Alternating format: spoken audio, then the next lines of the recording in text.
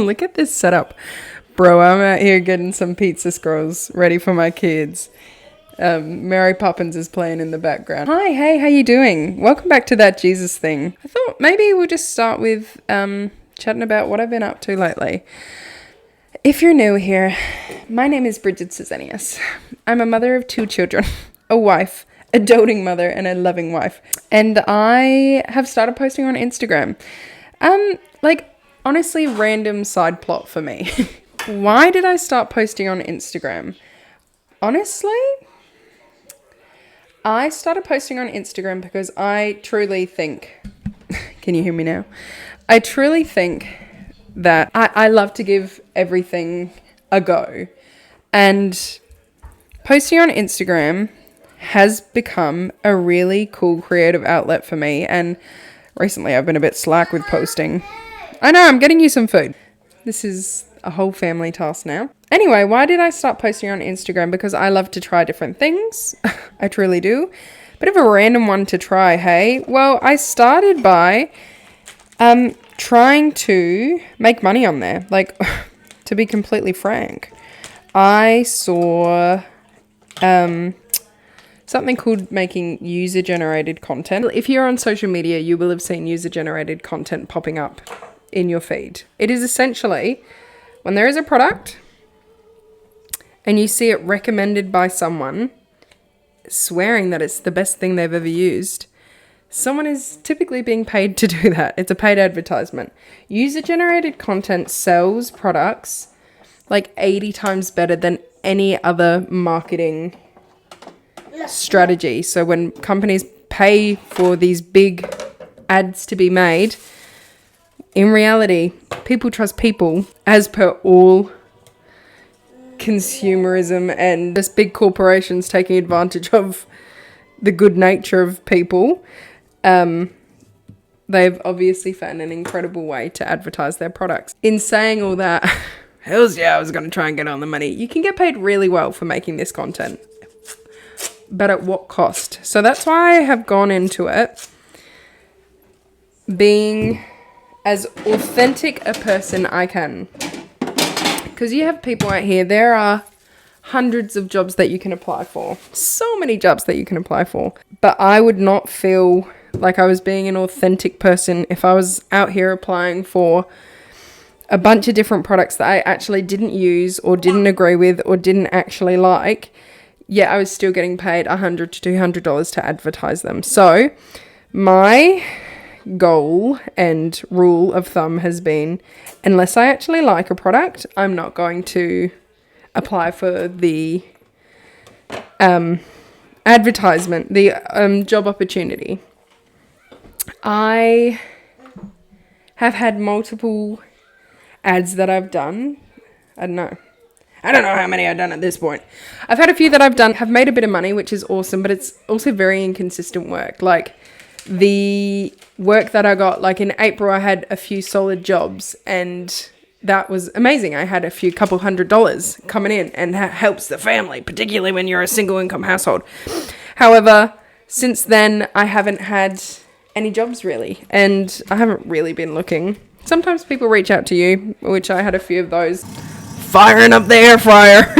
Ultimately, I have kind of pivoted from that. My Instagram started as some work opportunities, kind of worked. I'm kind of still open to how that looks, but then I actually started to really enjoy posting on Instagram without feeling like, I don't know, I have a private Instagram that's like I post my kids and my stuff on there. Instagram has pivoted to, I just really like posting and I really like creating whatever I want to create, my daily life, what I'm cooking, what I'm doing.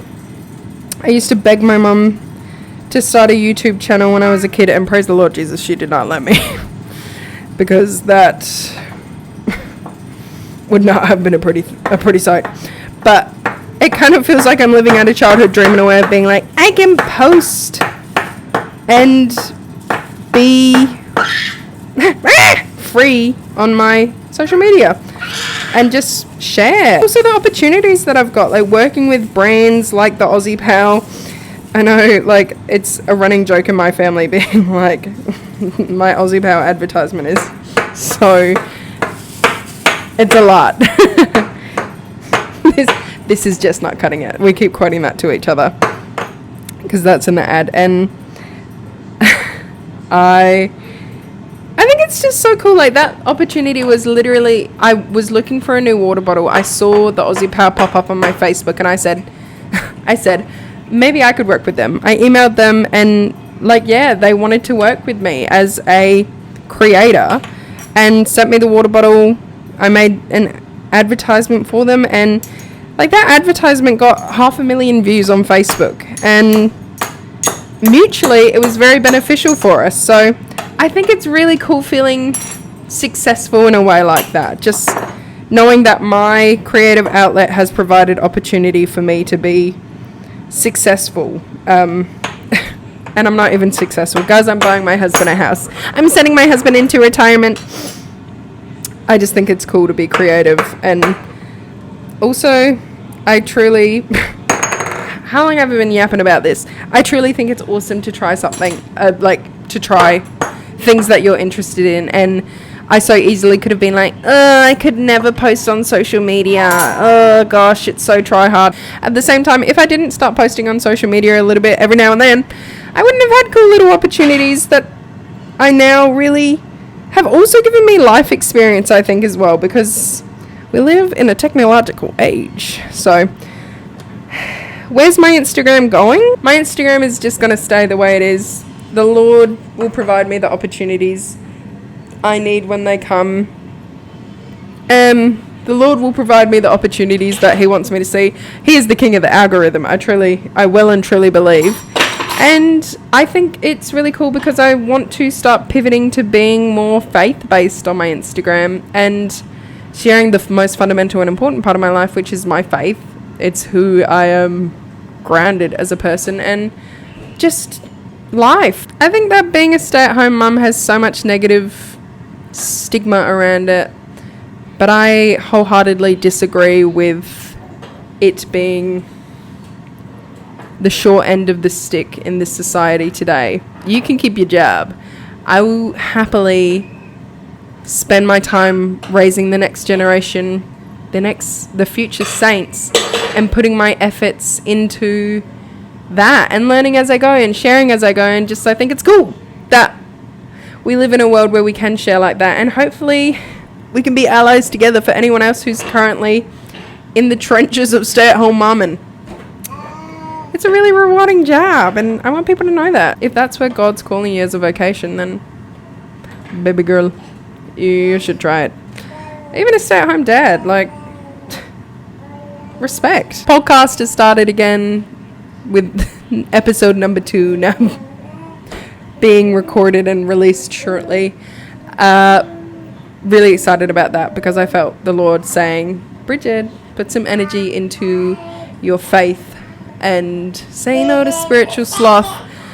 And this is a really awesome way to share about my faith. And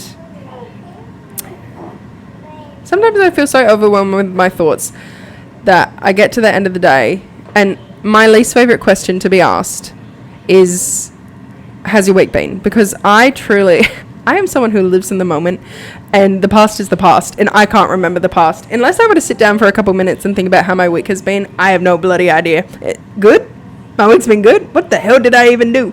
Because, I don't know, I like to think my day is busy and boisterous. What does that even mean? Bodacious and fun and full of stuff that I kind of lose track, and it is just called having a bad memory.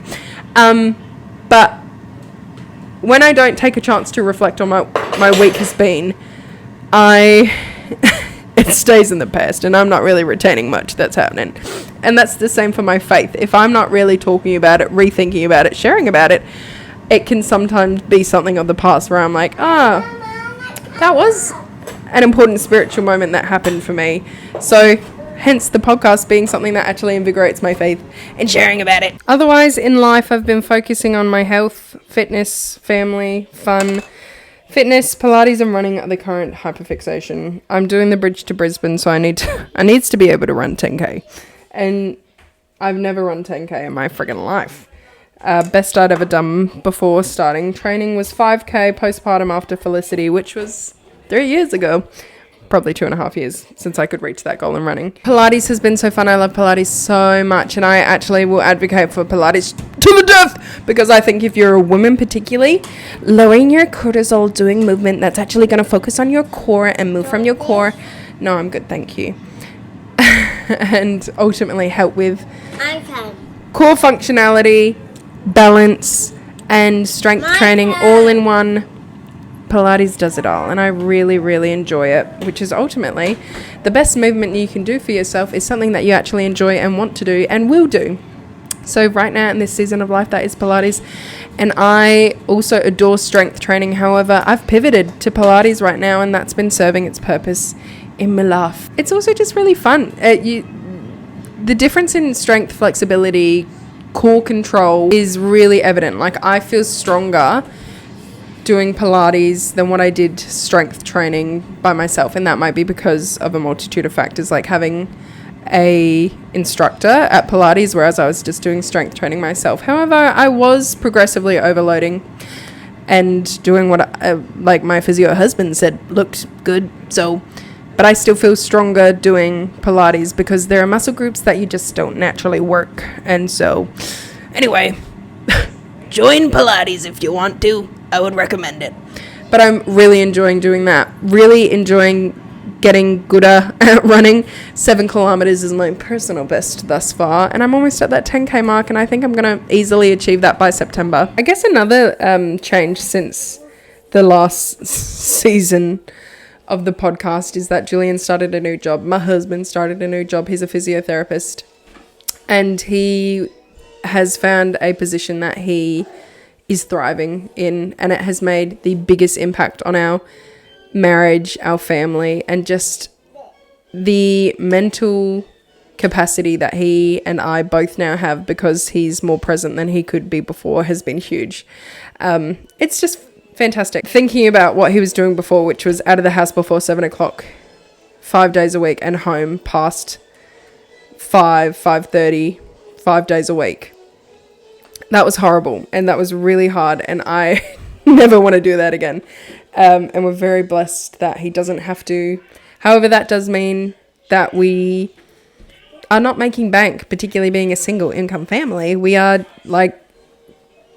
we're making it through. We're paying the mortgage, but we don't have a lot of luxury spending, which, as someone who loves to spend money, sucks. Ultimately, I would love to make more money, and that's why doing stuff on the side like Instagram was amazing, because it gave us a little bit of fun money. But sometimes it ain't fun, it's just hard work, and that's kind of what we're doing right now. We're just having to be very conscious with what we're spending, and I truly can't even complain because life is so bloody fantastic at the moment. I'm really in a postpartum season where Teresa being over a year now, Felicity being 3 years old now, I feel like I'm managing mentally, emotionally, spiritually, physically so much better. It's just, yeah. I just love life. I do. What can I say? Anywho, I don't know. That's kind of a debrief of my life at the moment. I guess that's kind of how my life's going at the moment. Anyway, thanks so much for listening to me yap on about my life and I guess where I'm at the moment. It's really just... Hi. Hi again. Here's Bridget of 2026 and how she's going. And I'm really excited for the podcast. I am keen to see what the Lord is working on in my life spiritually and also just all other areas of my life, because all good things come from him. We'll see you when we see ya. Ciao.